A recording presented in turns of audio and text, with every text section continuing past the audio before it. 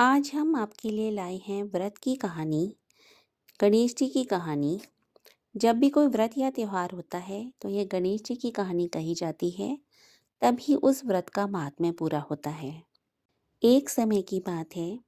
एक बार गणेश जी ने पृथ्वी के भ्रमण का मन बनाया। उन्होंने एक बालक का रूप धरा और पृथ्वी पर आ गए। एक चम्मच दूध लिया और एक चुटकी में चावल। गांव गांव फिरने लगे। कोई मेरी खीर बना दो, कोई मेरी खीर बना दो। यह कहकर वो गांव गांव फिरने लगे। सब लोग हंसते। एक चम्मच दूध से क्या खीर बनेगी? अरे बच्चे, एक चुटकी चावल से भला क्या खीर बनेगी? कोई गणेश जी के मन की बात न जान पाता। तभी क्या हुआ, एक झोपड़ी में एक बुढ़िया रहती थी। उस बुढ़िया का मन बहुत अच्छा था। उसने जैसे ही उस बालक को देखा, उसने कहा, ला बालक, मैं ही तेरी खीर बना दूंगी। गणेश जी ने कहा, माँ, तू मेरी खीर बनाएगी? बुढ़िया ने कहा, हाँ बेटा, ला मैं तेरी खीर बना दूं। गणेश जी ने कहा, माँ, तेरे घर में जो सबसे बड़ा बर्तन है उसे चढ़ा दे। बुढ़िया ने सोचा, बालक है, जिद करता है, इसका मन रखने के लिए सबसे बड़ा भगोना ही चढ़ा देती हूँ। उसने अपने घर में जो सबसे बड़ा भगोना था वो चूल्हे पर चढ़ा दिया।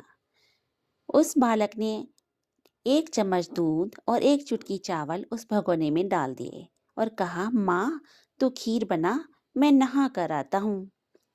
बुढ़िया खीर बनाती गई और वो खीर बढ़ती गई। जैसे ज्यों ज्यों वो खीर चलाती, खीर बढ़ती जाती। एक के बाद एक बर्तन भरने लगे। उस बुढ़िया के घर में जितने बर्तन थे, सारे बर्तन खीर से भर गए। उसने सोचा, मैं इतनी खीर का अब क्या करूंगी? वो अड़ोस पड़ोस में जाकर सबको न्योता दे आई। तुम मेरे घर खीर खाने आना, आज मेरे घर खीर का प्रसाद बना है, तुम मेरे घर खीर खाने आना। उसने सारे पड़ोसियों को न्योता दे दिया। इधर बुढ़िया सबको न्योता देने गई, उधर घर में उसकी बहू ने सोचा कि सब लोग आ जाएंगे, खीर खत्म हो जाएगी, क्यों ना सबसे पहले मैं ही खीर खा लूं। उसने एक बड़े से कटोरे में अपने लिए खीर ली और कहा, हे गणेश जी, तुझे भोग लगे। ऐसा कहकर वो सारी खीर चट कर गई। और उधर बुढ़िया के पड़ोसी तो उसका मजाक उड़ा रहे थे। कोई कह रहे थे कि अरे देखो देखो, जिस बुढ़िया के घर में खुद ही कुछ खाने को नहीं है वो भला हमें क्या खीर खिलाएगी। तो कोई कह रहा था कि चलो देख कर तो आते हैं, इस बुढ़िया को ऐसा क्या हो गया जो ये हमें खीर खाने के लिए बुलाने आई है। तो कुछ लोग कह रहे थे अपने घर से खा कर ही जाएंगे, क्योंकि वहां तो भूखा ही रहना पड़ेगा। और जब पड़ोसी घर आए, खीर खाते खाते उनके पेट भर गए पर मन ना भरा। इतनी स्वादिष्ट खीर उन्होंने कभी ना खाई थी। उस खीर में पता नहीं क्या जादू था। वो तो ऐसी अमृत के समान प्रतीत होती थी। जो लोग घर से खाकर आए थे उनको तो बड़ा मलाल हुआ। उन्होंने पहले ही क्यों अपना पेट भरा और ऐसी अमृत सी खीर खाने का मौका छोड़ दिया। पड़ोसी खाते गए पर खीर खत्म ना हुई। बुढ़िया ने उनको भर भर के ले जाने के लिए भी दे दी, फिर भी घर में खीर खत्म ना हुई। तभी वो छोटा सा नन्हा बालक आ गया। बुढ़िया ने कहा, अरे बेटा, तू अब आया है, सारे पड़ोसियों ने खीर खा ली, ले, तुझे मैं अभी खीर देती हूँ, अभी भी बहुत खीर बची है। उस बालक ने कहा, माँ, मैंने तो सबसे पहले ही खीर खा ली थी। बुढ़िया ने कहा, तूने कब खीर खाई बेटा, तुझे तो मैंने दी ही नहीं।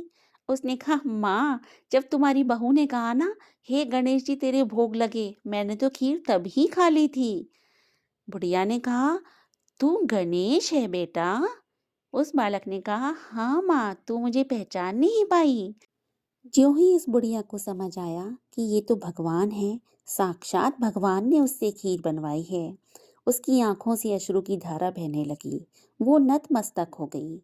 भगवान ने उसको अपने दर्शन दिए और कहा, माँ, तेरे किसी कार्य में कभी कोई विघ्न ना आ पाएगा। तेरा घर धन धान्य से भर जाएगा। और यह कहकर वो अंतर्ध्यान हो गए। रातों रात उसकी झोपड़ी सोने के महल में बदल गई। उसके घर में धन धान्य की कोई कमी ना थी।